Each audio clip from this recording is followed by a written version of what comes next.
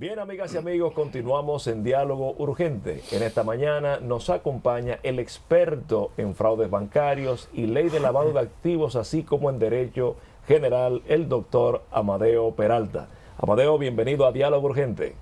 Un placer para mí estar acompañado de ustedes. Buenos días para todo el que se encuentra aún en sus casas. Que terminen de pasar un feliz día. Amadeo, mucha gente preocupada. Esta ley de lavado de activos ha puesto a la gente un poquito nerviosa. ¿Qué tal van los avances en la implementación de esta ley?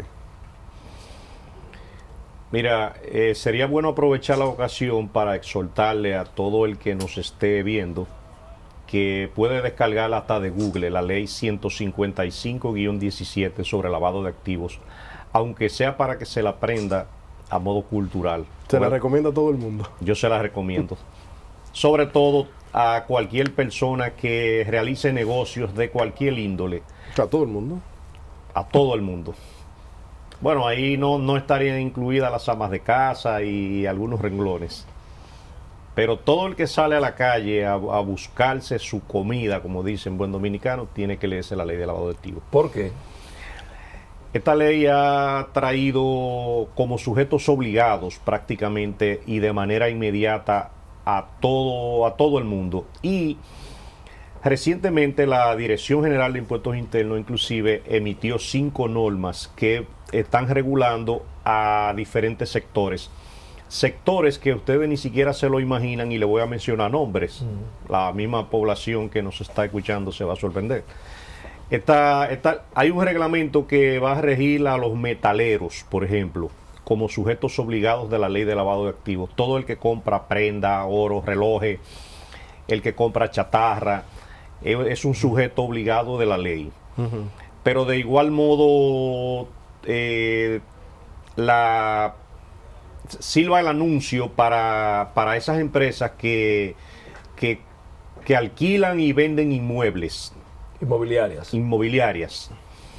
Cuando un agente vendedor le esté promocionando una casa o un apartamento a una persona, es un sujeto obligado de la ley de lavado de activos y tiene la obligación de reportar esa posible venta, se haga o no, a la unidad de análisis financiero, con todos los datos de quién está intentando comprar el inmueble. ¿Se haga o no? Se haga o no. Eso no es viable.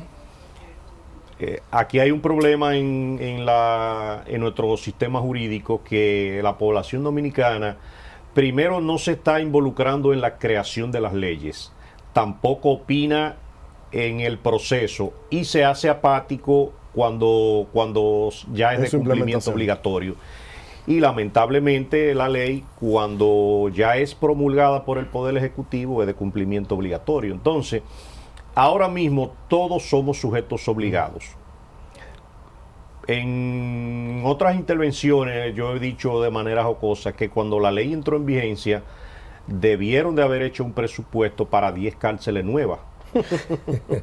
Porque aquí todo el mundo estaría en falta. Y basta con que una persona le caiga mal a un funcionario, por ejemplo en la DGI, para que le busquen de una vez de dónde agarrarlo. O sea que tú adviertes una posibilidad de eventual persecución en función política, personal, lo que fuera, en función de lo que cita como sujeto la ley. Necesariamente eso va a suceder en países con instituciones tan débiles como la que nosotros tenemos. Eso se puede utilizar hasta para chantaje político y comercial. En un país donde las declaraciones juradas son un relajo, por falta de otra palabra, ¿qué pasa con esos funcionarios que ya está claro? Hay 5.000 y algo funcionarios que todavía no han hecho su declaración jurada. Ellos están lavando bajo el criterio de esta ley. Mira, cuando la ley entró en vigencia, estableció 35 tipos de delitos nuevos para que sean un precedente para que una persona pueda ser acusada por lavado de activos. Y entre ellos el enriquecimiento ilícito, la falsa declaraciones juradas, los delitos tributarios, la piratería, la extorsión, inclusive a través de imágenes. Son 35 delitos nuevos. Y entre ellos hay delitos que son bastante amplios. Por ejemplo, no solamente ante tu pregunta de una falsa declaración jurada, ahí hay varias violaciones a la ley. Y es bueno que la población dominicana sepa que por lavado de activos, no solamente Impuestos Internos tiene facultad de imponerte una sanción económica administrativa que puede ir de 2 millones hasta 5 millones de pesos, como una multa. Si de ahí deciden someterte, te pueden inclusive pedir medidas de coerción por violación a un delito tributario. Y de ahí un juez, si te ayuda, te va a imponer un impedimento de salida, una presentación periódica, una garantía económica, sí te ayuda, pero también te puede mandar a la victoria. Porque tú estás frente a una presunta violación de lavado de activos. Pero si ese proceso sigue, tú te vas a enfrentar en una posible pena, tú te vas a jugar la lotería, a una posible pena de 10 a 20 años que lo va a decidir el juez. Pero espérate, Mateo, yo pienso que en esta mañana tú le deseabas un feliz día a todas las personas que aún están en su cama, pero el que te está escuchando debe de estar espantado con lo que tú estás diciendo. ¿Cómo es posible que cuando tenemos, por ejemplo, una ley de partidos en República Dominicana dilatada años, décadas, 17 años, cómo es posible que se aprobara esta ley tan rápido y por qué? Aproximadamente para el pasado mes de septiembre de 2017, en América Latina y en estos países se iba a hacer una especie de evaluación en materia de lavado de activos sobre las políticas que diferentes países están implementando. ¿Quién iba a hacer esa evaluación? Se llama el GAFILAP, el GAFI y el GAFILAC, que es en este momento se me olvidó el nombre exacto del GAFI, el Grupo de Acción Financiera Internacional, ese es el nombre, donde se entendía que las implementaciones en materia de lavado de activos se encontraban un poco flojas en República Dominicana. Ahora, hicieron un copy-paste de una ley demasiado rigurosa para la sociedad dominicana, para la realidad nuestra. De ahí que cuando al principio del programa yo le exhorto a cualquier persona que realice una actividad que la baje hasta de Google, eso es para que no tenga ni que comprarla, sino que la baje y que también baje los reglamentos, es para que se empape de los peligros que tiene. Fíjate si la ley ha venido a complicar mucho el sistema, que inmediatamente una persona se presente a un dealer a comprar un vehículo, el dealer está obligado a reportar esa transacción a la unidad de análisis financiero en un plazo de 5 días. Si transcurrieron esos 5 días y lo mandó a los 7 días, ya está en falta ante la ley de lavado de activos. Y si Impuesto Interno quiere, te puede establecer una sanción. Pero eso no viola el orden constitucional en muchas medidas de libertad de asociación, secreto profesional, todo lo que implica esto. Necesariamente, claro. Necesariamente hay muchas violaciones constitucionales, pero es una ley demasiado nueva, aún trata de ajustarse en la economía y será difícil para los dominicanos ajustarse a esa ley. De ahí es que prácticamente los empresarios, los comerciantes van a vivir en una falta permanente ante la ley de lavado de activos. Esa unidad de análisis financiera, me imagino que son 3 edificios llenos de gente por la cantidad de documentaciones y de solicitudes que tienen que estar recibiendo diario. Porque en un país donde, coincidencialmente, usted está frente a 2 constructores, en un país donde todo el mundo vende propiedades, aquí la asociación de inmobiliarias realmente existe, pero no tiene ese tipo de rigurosidad. Cualquiera que vende una propiedad, aunque sea de un amigo, de un vecino o suya propia, ya está en falta. Es un sujeto obligado. La propia unidad de análisis financiero le sorprendió la entrada en vigencia de la ley y de hecho sus instalaciones son muy reducidas. Tengo entendido que actualmente andan buscando un edificio bastante amplio porque pero yo estoy de eso una va a pieza, ser complicado. Yo estoy de una pieza, por el sentido, por ejemplo, imaginemos, y amigos televidentes, que todas las transacciones que se hacen en compra y venta de vehículos, César Motor, Pani, Agua, todo el mundo a nivel Mayella, todo el mundo a nivel nacional, cada vez que Iván, usted, yo, Amadeo vaya a comprar un vehículo, tendrá eso que reportarse allá a la unidad. Obligatoriamente. Se haga o no. En el caso de los apartamentos que se vayan a vender, casas, alquileres, tiene que reportarse. Sí. En el caso del que vende y compra cadenas, relojes, demás, tiene que reportarse. Pero es que yo no entiendo, o sea, yo necesito que usted o alguien me explique cómo es posible que en función de un requerimiento de un organismo internacional se le imponga una ley a República Dominicana que, violando un principio jurídico fundamental de jerarquía de la norma, es violatoria de la Constitución y se promulgue y se intente aplicar. Como te dije ahorita, nosotros aún vivimos con muchas deficiencias jurídicas y el hecho de que esa ley haya pasado como una pedrada por la Cámara Legislativa deja mucho que decir. En el día de hoy yo soy amigo de muchos diputados, yo me pongo a hablar con ellos. Ellos no saben lo que aprobaron. Y ellos mismos no saben a qué se refiere la ley de lavado de activos. ¿Se le ha aplicado a algún empresario de algún nivel donde ya se ha reconocido algún tipo de problema? Que sea de mi conocimiento público, no. Pero la norma está ahí. Impuestos internos de manera discrecional la puede aplicar en cualquier momento, encima de cualquier persona o empresa. De manera administrativa, dijiste ahorita. De manera administrativa, la ley de lavado de activos tiene varios supervisores, vamos a ponerle ese nombre. Por ejemplo, en materia bancaria, la Superintendencia de Bancos es la supervisora de bancos financieras y algunas instituciones. El IDECOP es el supervisor de las cooperativas en materia de lavado de activos. Entonces, la Dirección de Impuestos Internos entra a supervisar de manera directa las fiduciarias y las empresas emisoras de valores, de bonos. Entonces, de ahí que vienen también siendo sujetos obligados los notarios, los abogados. Yo conozco, por ejemplo, ahora mismo una oficina de abogados que está en una situación difícil porque un empresario venezolano cometió un fraude y contrataron esa oficina de abogados para la transferencia de un inmueble valorado como en $700,000. Posiblemente en principio la oficina de abogados no sabía que esa persona estaba involucrado en asuntos de estafa. Pero ahora mismo, inmediatamente nosotros actuamos y se le dio... No le notificaron a la UAF y ahora está el problema. Exacto. Inmediatamente nosotros pusimos en conocimiento a las autoridades sobre esa operación que provenían de un lavado de activos a través de un fraude. Esa oficina de abogados está en una situación muy difícil. Pero de igual modo los notarios, cuando legalizan un contrato de compra-venta de un inmueble o hasta de alquiler, tienen la obligación de enviar ese contrato, una copia, a la unidad de análisis financiero.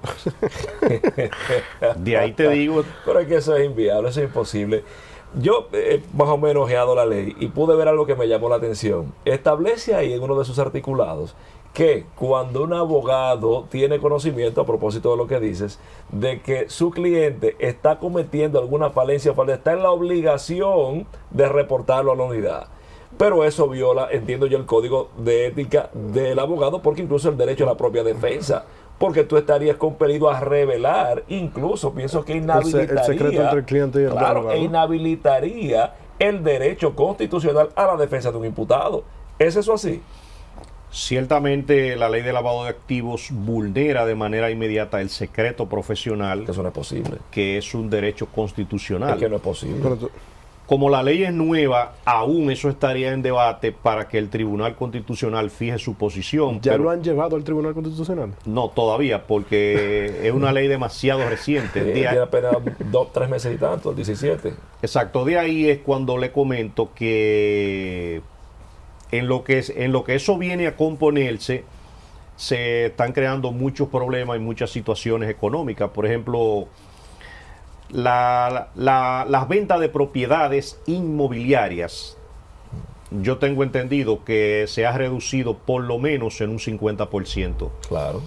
Porque esa ley, no es que tú no puedas justificar de dónde tú te ganas el dinero ni cómo tú lo compras, pero tantas rigurosidades lo que ha traído es Complican el una proceso. abstinencia Claro, en la compra. nadie quiere problemas. Si usted tuviera que darle una valoración, porque esto, lógicamente, busca frenar el lavado de dinero. Y todo el mundo va a estar de acuerdo o a favor de eso. Pero viendo el precio que esto pudiera tener sobre el mercado y sobre la economía ¿Y la dominicana, sociedad? ¿esto realmente es algo que pudiera sostenerse en el tiempo? Yo vaticino que es insostenible en el tiempo y que para antes de finales de año la República Dominicana vivirá una recesión económica en esa materia porque son demasiadas complicaciones que son de difícil cumplimiento. Por ejemplo, cuando yo te menciono los dealers, si a alguien aquí se le ocurriera ir a cerrar un dealer, va a encontrar méritos suficientes para cerrarlo, porque al propio dealer, a cualquier dealer, van a tener que cerrarlo todos. Sí, porque cualquiera va caminando a un dealer. ¿Cuánto cuesta tal? Uno tiene que inmediatamente averiguar todos los datos de ese cliente y mandarlo al WAF. Exacto, tú tienes la obligación de Imposible. hacer una debida diligencia, pero Pero es el Ministerio Público y un tema de presunción de inocencia. exacto, yo te menciono los dealers, pero cuando yo te menciono también las agencias inmobiliarias, pero te menciono todo el sistema económico, el reglamento que recientemente emitió la Dirección de Impuestos Internos, que va desde el 1 al 6, estableció inclusive la obligación de un oficial de cumplimiento con grado gerencial en cada uno de los sujetos obligados. Léase que cualquier empresa que tú tengas, voy a seguir con la inmobiliaria, que tú seas un intermediario en alquiler y compra de apartamentos, la ley te obliga a tener un oficial de cumplimiento con grado jerárquico en tu empresa, o sea, igual a ti. Y esa va a ser la persona responsable. Pero eso no se me puede imponer a mí, Claro. a que yo tenga una estructuración específica. Eso viola la libertad de empresa en todas sus partes. Pero cuando dejan que la ley entre en vigencia, que la ley se aplique, entonces uno es sujeto obligado.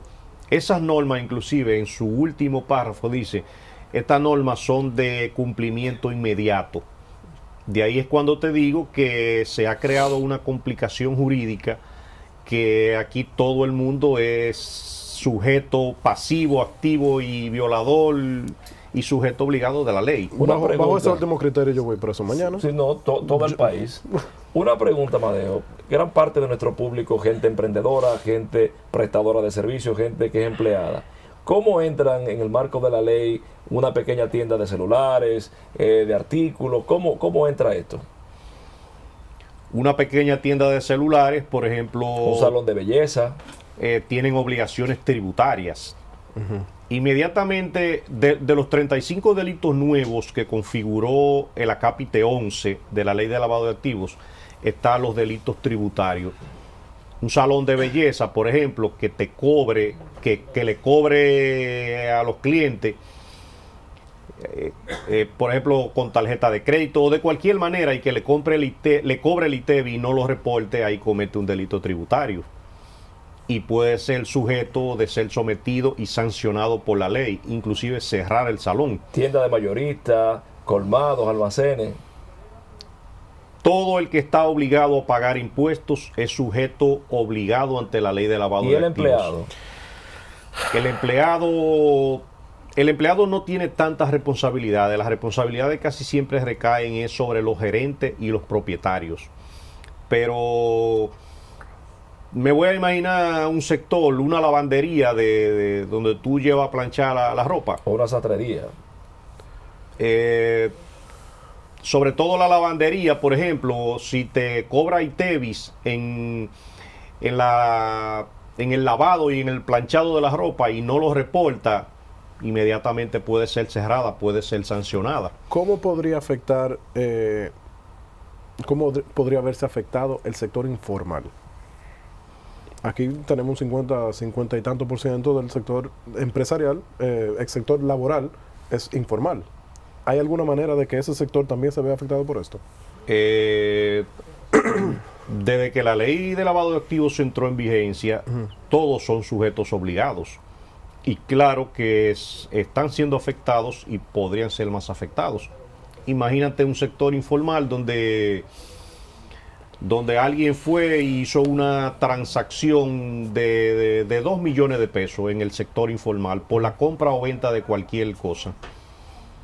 Tú estás violando la ley de lavado de activos, porque la ley te prohíbe realizar pagos en efectivos. No pueden sobrepasar de 1 millón de pesos en efectivo. De ahí en adelante, la obligación es bancarizarla. ¿Y cómo se bancariza? Tú tienes que pagar con un cheque certificado, un cheque tuyo, una transferencia, un giro bancario, cualquier tipo de operación comercial que quede registrada.